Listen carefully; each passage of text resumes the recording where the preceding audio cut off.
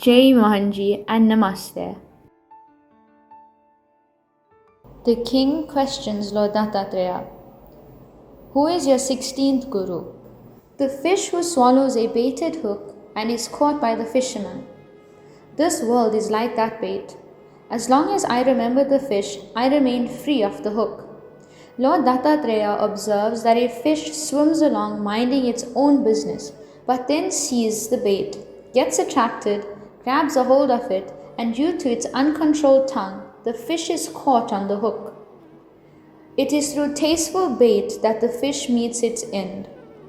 The lessons that can be taken from this is, among the senses, the tongue is the most difficult to control.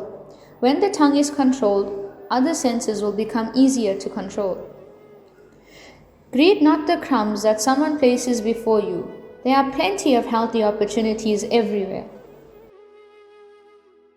And who is your 17th guru? A prostitute. She knows that she doesn't love her customers, nor do they love her. She awaits for them, and when they come, she enacts the drama of love. But she isn't satisfied with the artificial love she gives and receives, nor with the payment she is given. Through her, I realize that all humans are like prostitutes, and the world, like the customers, is enjoying us. The payment is always inadequate, and we feel dissatisfied. Thus, I am determined not to live like a prostitute. Instead, I will live with dignity and self-respect. I will not expect this world to give me either material or internal satisfaction. I will find satisfaction myself by going within. The lessons that can be taken from this is, one should abandon having expectations from people, as this in turn leads to contentment and infinite joy.